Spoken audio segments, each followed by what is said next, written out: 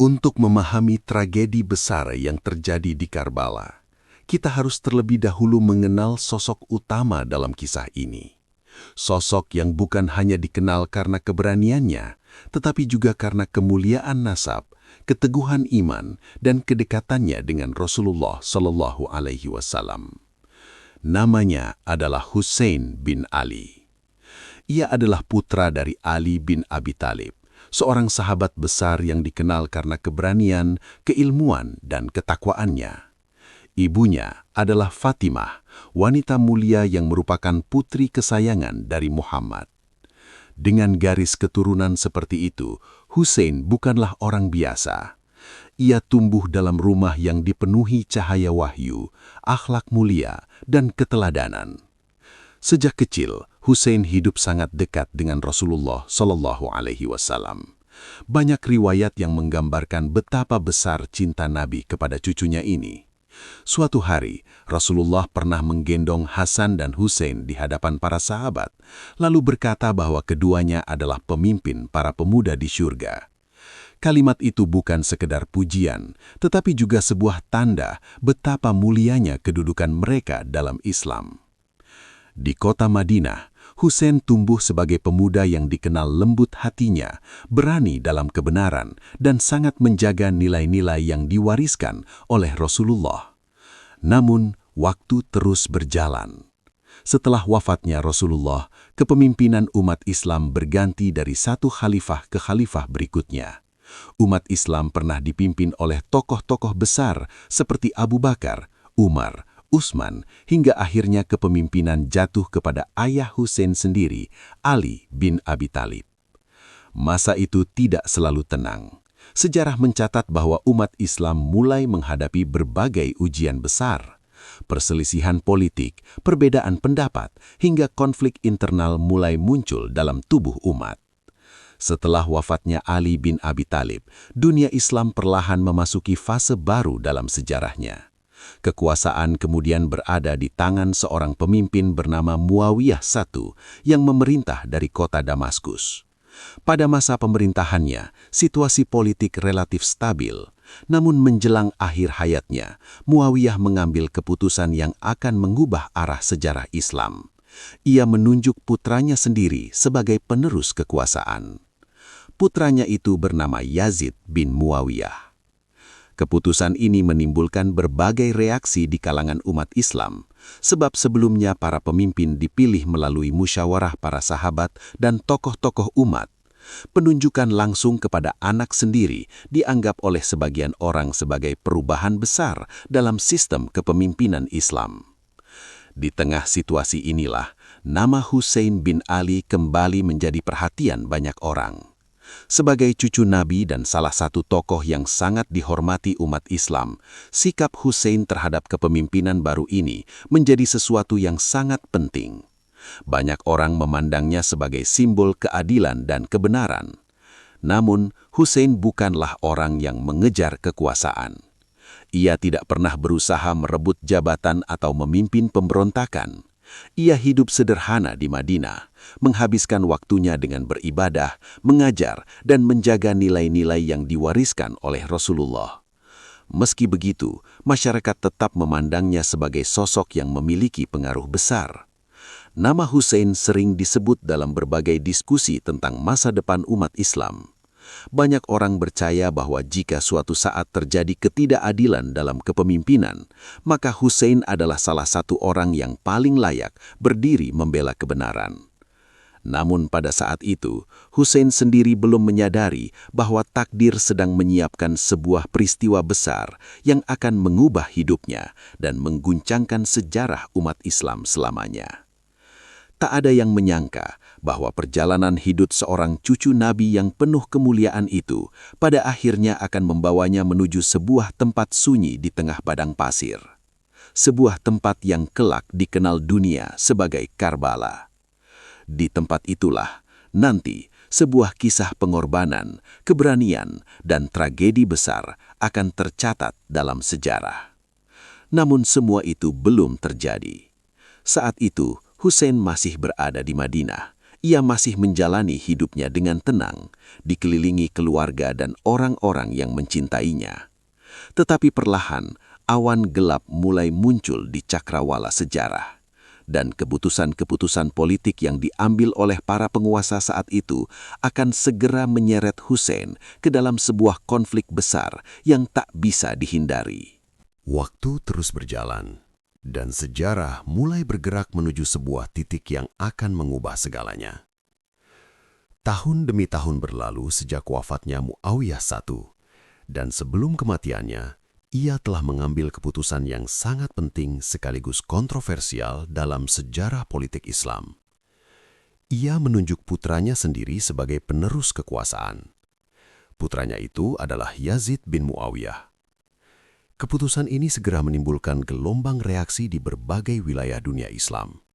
Sebab sebelumnya, para pemimpin umat dipilih melalui musyawarah dan persetujuan para tokoh besar umat Islam.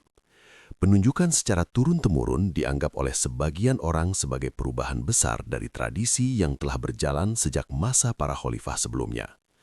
Namun bagi penguasa di pusat pemerintahan di Damaskus, keputusan itu telah dibuat.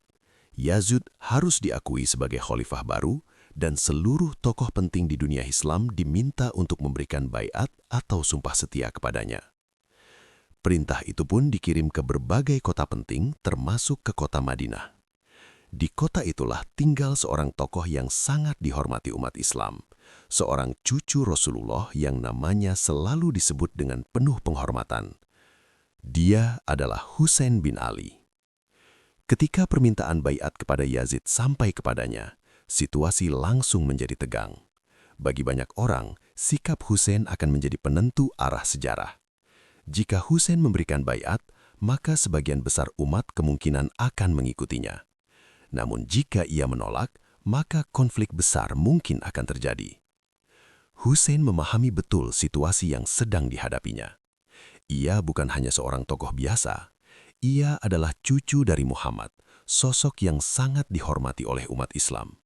Setiap keputusan yang ia ambil akan memiliki dampak besar bagi umat. Setelah mempertimbangkan semuanya dengan hati-hati, Husain mengambil sikap yang mengejutkan banyak orang. Ia menolak memberikan baiat kepada Yazid. Bagi Husain, kepemimpinan dalam Islam bukan hanya soal kekuasaan, tetapi juga soal tanggung jawab moral dan keadilan. Ia merasa bahwa kepemimpinan tidak boleh diberikan hanya berdasarkan garis keturunan kekuasaan tanpa mempertimbangkan kelayakan dan prinsip-prinsip yang diajarkan oleh Rasulullah. Penolakan ini tentu saja membuat para penguasa di Damaskus merasa khawatir. Jika seorang tokoh sebesar Husain menolak baiat, maka hal itu bisa memicu gelombang penolakan yang lebih luas di berbagai wilayah. Karena itulah, tekanan mulai datang dari berbagai arah.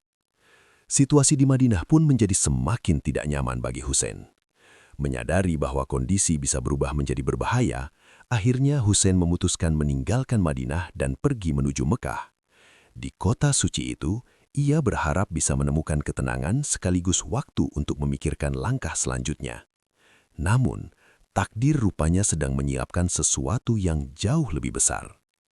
Di tempat lain, tepatnya di wilayah Irak, sebuah kota bernama Kufah sedang bergolak. Penduduk Kufah dikenal sebagai kelompok yang pernah mendukung ayah Husain, Ali bin Abi Thalib, ketika ia menjadi khalifah. Banyak di antara mereka yang masih menyimpan simpati dan kecintaan yang besar kepada keluarga Nabi. Ketika mereka mendengar bahwa Husain menolak baiat kepada Yazid, mereka melihat sebuah peluang. Surat demi surat mulai dikirim dari Kufah kepada Husain di Mekah. Isi surat-surat itu penuh harapan, bahkan penuh desakan. Mereka menulis bahwa mereka siap mendukung Husain. Mereka berjanji akan berdiri di belakangnya jika ia datang ke Kufah dan memimpin mereka. Mereka mengatakan bahwa rakyat di sana tidak puas dengan kepemimpinan Yazid dan membutuhkan seorang pemimpin yang adil. Tidak hanya satu atau dua surat, riwayat sejarah menyebutkan bahwa ratusan bahkan ribuan surat dikirim kepada Husain. Surat-surat itu membuat situasi menjadi semakin rumit. Di satu sisi, Husain tidak ingin memicu pertumpahan darah antara sesama umat Islam. Namun di sisi lain, ia juga tidak ingin mengabaikan permintaan orang-orang yang berharap kepadanya untuk membela kebenaran. Di tengah kebimbangan itu, Hussein akhirnya mengambil langkah awal yang sangat penting. Ia mengirim seorang utusan terpercaya untuk pergi ke Kufah dan menyelidiki keadaan sebenarnya di sana. Utusan itu adalah seorang sahabat yang sangat setia, bernama Muslim bin Aqil. Tugasnya sangat berat. Ia harus memastikan apakah dukungan dari penduduk Kufah benar-benar nyata atau hanya sekedar janji yang ditulis di atas kertas. Muslim bin Aqil pun berangkat menuju Kufah. Dan pada awalnya, kabar yang datang dari sana tampak sangat menjanjikan. Banyak penduduk Kufah menyambutnya dengan hangat. Mereka bahkan menyatakan sumpah setia kepada Hussein melalui Muslim bin Aqil. Berita itu segera dikirim kembali kepada Hussein di Mekah. Mendengar kabar tersebut, harapan mulai tumbuh. Namun Hussein belum mengetahui satu hal yang sangat penting. Sementara surat-surat dukungan terus datang, di balik layar, para penguasa dinasti Umayyah juga mulai bergerak. Mereka tidak akan tinggal diam melihat perkembangan ini. Dan keputusan-keputusan yang akan diambil selanjutnya perlahan-lahan akan membawa Hussein menuju sebuah perjalanan yang tak akan pernah bisa kembali. Sebuah perjalanan yang pada akhirnya akan berakhir di sebuah tempat sunyi di tengah padang pasir. Tempat yang kelak dikenal dalam sejarah sebagai Karbala. Namun, saat itu, tak seorang pun benar-benar menyadari bahwa tragedi besar sedang menunggu di depan. Perjalanan sejarah kini mulai bergerak menuju titik yang semakin menegangkan. Setelah menerima banyak surat dari penduduk Kufah, Hussein bin Ali tidak langsung mengambil keputusan besar. Ia memahami bahwa situasi politik saat itu sangat rumit dan penuh risiko. Karena itulah, ia terlebih dahulu mengutus seorang sahabat yang sangat ia percayai untuk menyelidiki keadaan di Kufah. Utusan itu adalah Muslim bin Aqil. Muslim bin Aqil berangkat dengan harapan besar. Tugasnya sederhana namun sangat penting, memastikan apakah dukungan yang dijanjikan oleh masyarakat Kufah benar-benar nyata atau hanya sekedar harapan kosong. Ketika ia tiba di Kufah, awalnya semuanya terlihat sangat menjanjikan. Penduduk kota itu menyambutnya dengan hangat. Banyak tokoh masyarakat datang menemuinya dan menyatakan kesetiaan mereka kepada Hussein. Bahkan sebagian riwayat menyebutkan ribuan orang menyatakan sumpah dukungan melalui Muslim bin Aqil. Kabar ini tentu membuat harapan semakin besar. Muslim bin Aqil segera mengirim pesan kepada Hussein di Mekah bahwa dukungan di Kufah tampak kuat dan serius. Ia menyarankan agar Hussein mempertimbangkan untuk datang ke sana. Namun, di balik sambutan hangat itu, ada sesuatu yang tidak terlihat. Sesuatu yang perlahan mulai bergerak dalam bayang-bayang kekuasaan. Berita tentang aktivitas Muslim bin Aqil di Kufah akhirnya sampai ke telinga penguasa pusat di Damaskus. Mendengar kabar tersebut, Khalifah Yazid bin Muawiyah segera mengambil tindakan. Ia menyadari jika Hussein benar-benar datang ke Kufah dengan dukungan rakyat, maka situasi bisa berubah menjadi pemberontakan besar yang mengancam kekuasaannya. Karena itu, Yazid menunjuk seorang gubernur baru untuk mengendalikan situasi di Kufah. Orang itu dikenal sebagai sosok yang tegas, keras, dan tidak ragu menggunakan kekuatan untuk mempertahankan kekuasaan. Namanya adalah Ubaidullah bin Ziyad. Ketika Ubaidullah bin Ziyad tiba di Kufah, suasana kota langsung berubah drastis. Jika sebelumnya penduduk Kufah berani menunjukkan dukungan mereka kepada Hussein, kini mereka mulai merasa takut. Gubernur baru ini segera mengambil langkah-langkah keras untuk menekan setiap potensi pemberontakan. Ia memanggil para pemimpin suku dan memperingatkan mereka dengan tegas. Ia juga menempatkan pasukan di berbagai sudut kota dan memerintahkan pengawasan ketat terhadap semua aktivitas yang berkaitan dengan Muslim bin Aqil. Ancaman dan tekanan mulai menyebar. Perlahan tapi pasti, orang-orang yang sebelumnya berani menyatakan dukungan mulai mundur satu persatu. Ketakutan mulai menggantikan keberanian. Sementara itu, Muslim bin Aqil yang sebelumnya dikelilingi ribuan pendukung mulai menyadari bahwa situasi sedang berubah dengan sangat cepat. Suatu hari, ketika ia keluar untuk memimpin pertemuan dengan para pendukungnya, jumlah orang yang datang ternyata jauh lebih sedikit dari sebelumnya. Hari berikutnya, jumlahnya semakin berkurang. Dan pada suatu malam yang sunyi, ketika ia berjalan di jalanan Kufah, Muslim bin Aqil tiba-tiba menyadari sesuatu yang sangat mengejutkan. Ia sendirian. Orang-orang yang sebelumnya berjanji akan berdiri bersamanya, kini menghilang. Sebagian bersembunyi karena takut, sebagian lagi memilih menjauh agar tidak berurusan dengan penguasa. Dalam waktu singkat, dukungan yang tampak begitu besar itu runtuh seperti pasir yang tertiup angin. Namun situasi menjadi semakin berbahaya. Pasukan gubernur kini mulai memburu Muslim bin Aqil. Kota Kufah yang sebelumnya penuh harapan, kini berubah menjadi tempat yang penuh tegangan dan pengkhianatan. Muslim bin Aqil berusaha bersembunyi dari satu tempat ke tempat lain. Ia menyadari bahwa hidupnya kini berada di ujung tanduk. Namun di saat yang sama, ada satu hal yang membuat situasi menjadi jauh lebih tragis. Di kota Mekah, Hussein masih belum mengetahui sepenuhnya apa yang sebenarnya terjadi di Kufah. Ia hanya mengetahui kabar awal tentang dukungan besar dari penduduk kota itu. Dan berdasarkan kabar itulah, sebuah keputusan besar mulai terbentuk dalam pikirannya. Keputusan yang akan mengubah arah sejarah selama-lamanya. Sementara di Kufah, keadaan sudah berada di ambang kehancuran. Muslim bin Aqil akhirnya tertangkap oleh pasukan gubernur setelah melalui pengejaran yang menegangkan. Nasibnya pun segera berakhir dengan tragis. Namun sebelum semuanya berakhir, ia sempat mencoba mengirim pesan terakhir. Sebuah pesan yang sangat penting. Pesan untuk memperingatkan Hussein agar tidak datang ke Kufah. Namun sejarah seringkali bergerak lebih cepat daripada pesan yang dibawa oleh manusia. Dan pada saat pesan itu berusaha menembus padang pasir menuju Mekah, Hussein bin Ali sudah mulai mempersiapkan perjalanan besarnya. Sebuah perjalanan yang tampaknya penuh harapan, namun sesungguhnya sedang menuju sebuah takdir yang sangat tragis. Takdir yang perlahan akan membawa Hussein dan keluarganya menuju sebuah tempat yang kelak dikenang sepanjang sejarah, yaitu Karbala. Perjalanan Anjang yang dimulai dari Mekah akhirnya membawa Hussein bin Ali dan rombongannya semakin jauh menuju wilayah Irak. Bersamanya ada keluarga, sahabat setia, wanita, bahkan anak-anak kecil. Mereka bukan pasukan perang yang besar, mereka hanyalah sekelompok kecil orang yang berjalan dengan keyakinan, berharap menemukan dukungan dari masyarakat Kufah. Namun di tengah perjalanan, kabar buruk mulai terdengar. Berita tentang terbunuhnya Muslim bin Aqil akhirnya sampai kepada Hussein. Kabar itu datang seperti petir di siang hari. Orang yang ia percayai untuk memastikan dukungan rakyat Kufah ternyata telah gugur, dan lebih buruk lagi, dukungan yang dulu dijanjikan oleh ribuan orang itu kini menghilang. Sebagian sahabat Hussein mulai khawatir.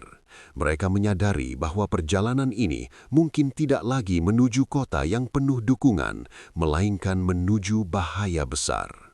Beberapa di antara mereka bahkan menyarankan agar Hussein kembali saja ke Mekah atau Madinah. Namun, Hussein tidak mengambil keputusan secara tergesa-gesa. Ia mengumpulkan para pengikutnya dan menjelaskan situasi yang sebenarnya. Ia berkata bahwa siapapun yang ingin kembali diperbolehkan pergi tanpa rasa bersalah. Namun, sesuatu yang luar biasa terjadi. Sebagian besar dari mereka memilih tetap bersama Hussein. Mereka tahu bahwa perjalanan ini mungkin akan berakhir dengan kematian, tetapi mereka tidak ingin meninggalkan cucu Rasulullah berjalan sendirian menuju takdirnya. Perjalanan pun berlanjut, hingga akhirnya rombongan kecil itu tiba di sebuah padang tandus di wilayah Irak. Tempat itu sunyi, luas, dan dikelilingi oleh hamparan pasir yang tak berujung. Nama tempat itu adalah Karbala. Di sanalah takdir besar mulai menampakkan wajahnya. Pasukan dari pemerintahan Yazid bin Muawiyah telah bergerak lebih dulu. Mereka mengepung rombongan Hussein dan memerintahkan agar mereka berhenti di Karbala. Pasukan itu dipimpin oleh seorang komandan bernama Umar bin Sa'ad. Jumlah pasukannya sangat besar, sementara jumlah pengikut Hussein hanya sekitar 70 orang. Perbedaan jumlah itu begitu mencolok, namun ketegangan tidak langsung berubah menjadi pertempuran. Hussein masih berusaha mencari jalan damai. Ia menawarkan beberapa pilihan, kembali ke Madinah, pergi ke wilayah lain, atau berbicara langsung dengan Yazid. Namun semua usulan itu tidak diterima. Perintah dari pusat kekuasaan jelas, Hussein harus menyerah dan memberikan bayat kepada Yazid. Hari-hari berlalu di padang Karbala. Ketegangan semakin terasa. Pasukan besar terus berdatangan hingga jumlah mereka mencapai ribuan. Sementara itu rombongan kecil Hussein semakin terisolasi. Lalu sebuah keputusan kejam diambil. Pasukan Umayyah menutup akses menuju sungai Yufrat. Air yang menjadi sumber kehidupan kini tidak lagi bisa dijangkau oleh keluarga Hussein. Hari demi hari berlalu dengan penderitaan yang semakin berat. Anak-anak mulai kehausan, para wanita berusaha menenangkan mereka. Di tengah malam yang sunyi, suara tangisan anak-anak terdengar di antara tenda-tenda kecil. Namun, Hussein tetap berdiri dengan tenang. Ia tahu bahwa ujian ini bukan hanya tentang dirinya, tetapi tentang prinsip yang ia pegang. Hingga akhirnya, tibalah hari yang menentukan, tanggal 10 Muharram tahun 61 Hijriah. Pagi itu, matahari terbit di padang Karbala dengan cahaya yang seolah menjadi saksi sejarah. Di satu sisi, berdiri ribuan pasukan bersenjata lengkap. Di sisi lain, hanya sekelompok kecil orang yang siap mempertaruhkan nyawa mereka. Satu persatu sahabat Hussein maju ke medan pertempuran. Mereka bertempur dengan keberanian luar biasa, meskipun tahu bahwa jumlah mereka sangat sedikit. Nama-nama para sahabat itu kelak dikenang sebagai para syuhada Karbala. Pertempuran berlangsung sengit, namun perlahan jumlah pengikut Hussein semakin berkurang. Satu demi satu mereka gugur. Bahkan anggota keluarga terdekatnya ikut maju ke medan perang. Putra, saudara, dan keponakannya bertempur dengan keberanian yang tak terbayangkan. Hingga akhirnya tinggal Hussein sendirian di tengah padang Karbala yang sunyi. Cucu Rasulullah itu berdiri sendirian menghadapi pasukan besar yang mengelilinginya. Ia terluka, kelelahan, namun tetap tegak dengan keberanian yang luar biasa. Sejarah kemudian mencatat momen yang paling memilukan dalam tragedi ini. Pada hari itu, di bawah terik matahari Karbala, Hussein bin Ali gugur sebagai syahid. Padang pasir yang sunyi menjadi saksi bisu dari sebuah pengorbanan yang akan dikenang sepanjang masa. Namun tragedi Karbala belum benar-benar berakhir, karena setelah pertempuran itu, kisah penderitaan justru memasuki babak berikutnya yang tidak kalah menggetarkan hati. Pertempuran di padang Karbala akhirnya berakhir.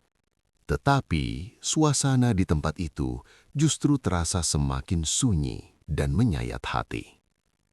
Debu peperangan mulai meredah. Suara benturan pedang telah berhenti. Namun yang tersisa hanyalah hamparan pasir yang dipenuhi tubuh para syuhada. Di antara mereka, terbaring sosok yang sangat dicintai umat Islam. Dia adalah Hussein bin Ali, cucu dari Muhammad yang gugur di medan Karbala. Padang pasir yang panas menjadi saksi bisu dari pengorbanan besar yang baru saja terjadi. Namun tragedi itu belum benar-benar berakhir. Karena setelah pertempuran selesai, yang tersisa di tenda-tenda kecil hanyalah wanita dan anak-anak dari keluarga Rasulullah. Mereka adalah orang-orang yang selamat dari pertempuran, tetapi kini harus menghadapi kenyataan yang jauh lebih menyakitkan. Di antara mereka, ada seorang wanita yang sangat kuat dan tegar. Namanya adalah Zainab binti Ali, saudari dari Hussein. Zainab menyaksikan sendiri bagaimana saudara, kerabat, dan para sahabat setia gugur satu persatu di medan perang.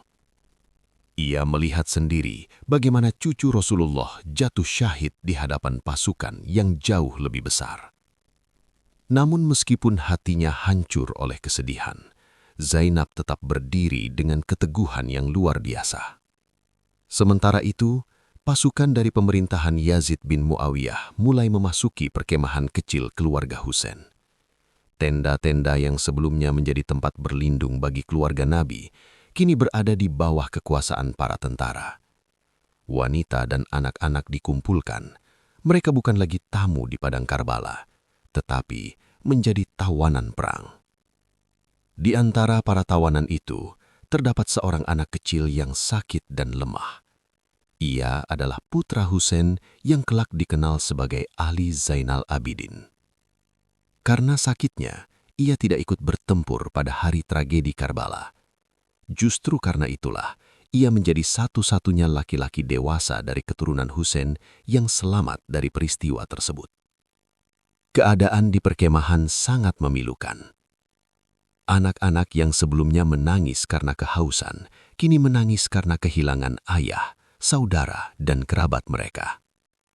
Para wanita berusaha menenangkan mereka meskipun hati mereka sendiri dipenuhi duka yang tak terlukiskan. Malam mulai turun di Karbala. Angin gurun berhembus perlahan melewati padang pasir yang kini menjadi saksi tragedi besar. Di tempat itu, tubuh para syuhada masih terbaring di atas pasir yang dingin. Tidak ada keluarga yang dapat menguburkan mereka.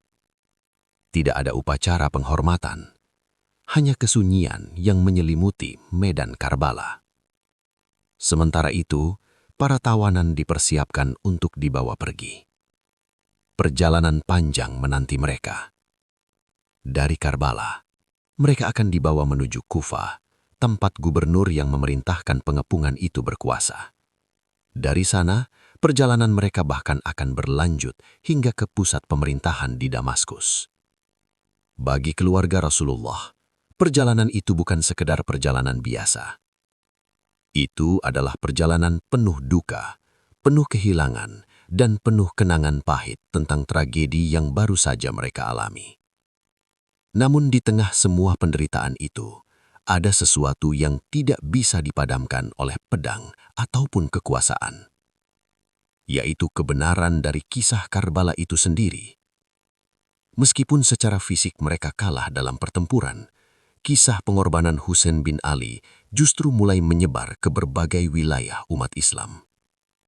Orang-orang mulai mendengar cerita tentang bagaimana cucu Rasulullah berdiri melawan ketidakadilan dengan keberanian yang luar biasa, meskipun ia tahu bahwa jumlah pengikutnya sangat sedikit. Cerita tentang Karbala perlahan menyentuh hati banyak orang. Padang pasir yang sunyi itu kini menjadi simbol dari sebuah pengorbanan yang tidak akan pernah dilupakan. Dan meskipun pertempuran telah berakhir, meskipun para syuhada telah gugur, kisah Karbala justru baru mulai hidup dalam ingatan manusia. Karena dari tragedi itulah, dunia mulai memahami bahwa keberanian dan kebenaran kadang harus dibayar dengan harga yang sangat mahal. Namun, kisah ini masih belum benar-benar selesai. Karena setelah peristiwa Karbala, dampaknya akan terus terasa dalam sejarah umat Islam selama berabad-abad. Dan menjadi pelajaran besar tentang kekuasaan, pengorbanan, serta keteguhan dalam membela kebenaran. Angin gurun berhembus pelan di padang Karbala. Debu yang sebelumnya beterbangan akibat pertempuran, kini mulai turun perlahan, seakan bumi sendiri sedang berkabung. Tubuh-tubuh para syuhada terbaring di atas pasir panas yang memerah oleh darah perjuangan. Di antara mereka, terbaring sosok yang paling dicintai oleh kaum mukminin, cucu Rasulullah, Al-Husain bin Ali. Namun, tragedi Karbala belum benar-benar berakhir. Di balik kesunyian medan perang, masih ada mereka yang tersisa, para wanita dan anak-anak dari keluarga Rasulullah yang kini menjadi tawanan. Wajah-wajah mereka dipenuhi kesedihan, tetapi di mata mereka tidak terlihat ketakutan. Yang ada hanyalah keteguhan dan kesabaran luar biasa. Di antara mereka berdiri seorang wanita yang kelak akan menjadi saksi paling kuat dari tragedi ini, Zainab binti Ali. Saudari Al-Husain, meski hatinya hancur melihat saudara, keponakan dan keluarga syahid satu persatu, Zainab tidak membiarkan kesedihan mematahkan semangatnya. Ia memahami bahwa perjuangan Karbala tidak hanya terjadi di medan perang, tetapi juga dalam menyampaikan kebenaran kepada dunia. Pasukan yang menang mengira segalanya telah selesai. Mereka merasa telah memadamkan perlawanan Al-Husain, namun tanpa mereka sadari, justru pada saat itulah kisah Karbala mulai menyebar. Para tawanan dibawa melewati berbagai kota. Setiap langkah perjalanan mereka menjadi saksi hidup atas tragedi yang terjadi. Orang-orang yang melihat rombongan itu mulai bertanya-tanya, bagaimana mungkin keluarga Rasulullah diperlakukan seperti tawanan? Mengapa cucu Nabi yang dikenal saleh dan berani justru dibunuh? Pertanyaan-pertanyaan itu perlahan membuka mata banyak orang. Di setiap kesempatan, Zainab berbicara dengan keberanian yang luar biasa.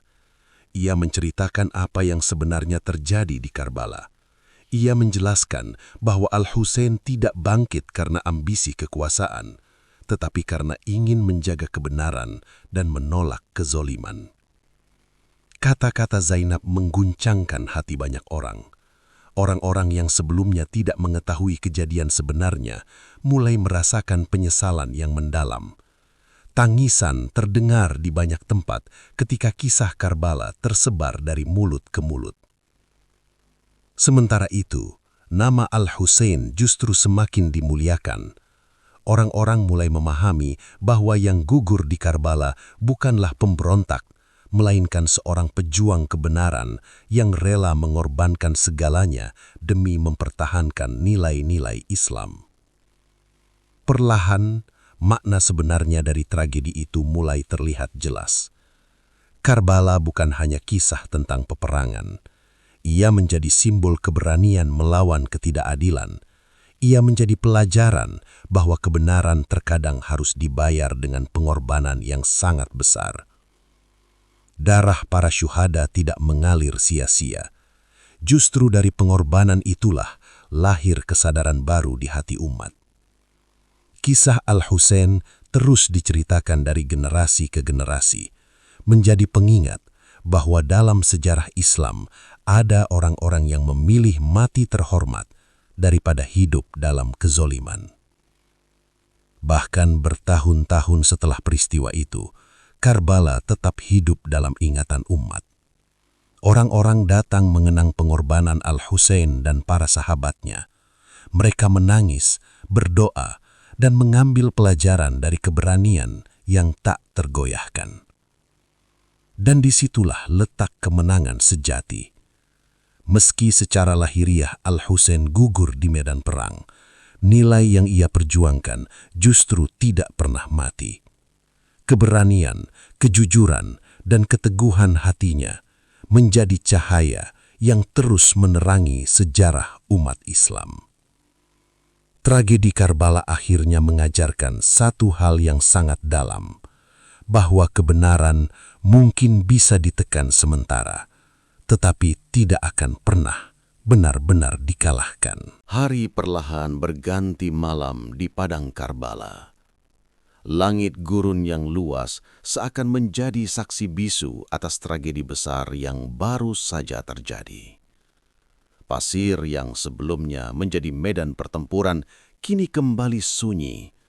Namun kisah yang tertulis di tempat itu tidak akan pernah benar-benar hilang dari sejarah. Tubuh para syuhada memang telah gugur, tetapi semangat mereka tidak ikut terkubur bersama pasir Karbala. Nama Al-Husain bin Ali terus dikenang oleh umat Islam sepanjang zaman. Ia bukan hanya dikenal sebagai cucu Rasulullah, tetapi juga sebagai simbol keberanian, pengorbanan, dan keteguhan dalam mempertahankan kebenaran. Dalam keadaan terdesak, kekurangan air, dan jumlah pasukan yang jauh lebih sedikit, ia tetap memilih berdiri di jalan yang diyakininya benar. Peristiwa Karbala akhirnya menjadi salah satu tragedi paling mengguncangkan dalam sejarah Islam. Bukan sekedar tentang pertempuran, tetapi tentang nilai yang diperjuangkan. Tentang bagaimana seseorang rela kehilangan segalanya demi menjaga kehormatan agama dan menolak kezoliman. Dari generasi ke generasi, kisah ini terus diceritakan. Para ulama, sejarawan, dan para pendakwah mengingatkan umat bahwa pengorbanan Al-Husain adalah pelajaran besar tentang keberanian moral. Bahwa dalam kehidupan, terkadang seseorang harus memilih antara keselamatan diri atau mempertahankan prinsip yang benar. Dan Al-Husain telah menunjukkan pilihan itu kepada dunia. Tangisan yang dahulu terdengar di Karbala berubah menjadi doa yang terus mengalir hingga hari ini. Setiap kali nama beliau disebut, hati umat Islam kembali diingatkan akan arti kesetiaan kepada kebenaran. Tragedi itu mungkin telah berlalu lebih dari 1000 tahun yang lalu, namun pesan yang ditinggalkannya tetap hidup. Bahwa kebenaran tidak selalu menang dengan kekuatan, tetapi seringkali menang melalui pengorbanan. Karbala akhirnya bukan hanya sebuah tempat di padang pasir. Ia menjadi simbol perjuangan yang abadi, sebuah kisah yang akan terus menggetarkan hati siapapun yang mendengarnya. Kisah Karbala mengajarkan kita satu pelajaran besar, bahwa mempertahankan kebenaran seringkali membutuhkan keberanian, kesabaran, dan pengorbanan yang tidak sedikit. Al-Husain dan para syuhada Karbala telah menunjukkan bahwa kehormatan dan iman jauh lebih berharga daripada keselamatan dunia. Dari kisah ini, kita belajar untuk tetap teguh pada kebaikan, menolak kezoliman, dan selalu menjaga nilai-nilai kebenaran dalam hidup kita. Semoga kisah ini bisa menjadi pengingat bagi kita semua untuk memperkuat iman dan meneladani keberanian para pejuang kebenaran. Jika kalian merasa kisah ini menyentuh hati, jangan lupa dukung channel Check-In, cerita dan kisah inspiratif dengan menekan tombol subscribe, like dan bagikan video ini agar semakin banyak orang yang bisa mengambil pelajaran darinya. Terima kasih sudah menonton sampai akhir. Sampai jumpa di kisah inspiratif dan penuh hikmah berikutnya.